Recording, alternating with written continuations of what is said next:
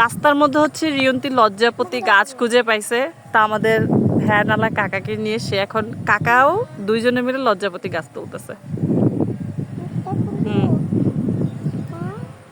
রাস্তার পাশে গাড়ি থামায় এখন আমরা লজ্জাপতি গাছ খুঁজে বেড়াচ্ছি জঙ্গলের মধ্যে।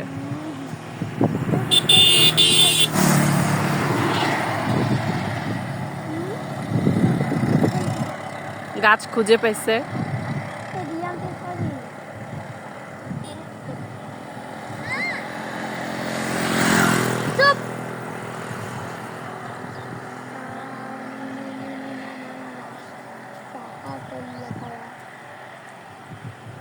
ধন্যবাদ কাকা। একদম আমার মেয়ের খুবই পছন্দের গাছ। ওরে বাবা কাকা এখানে রাখেন।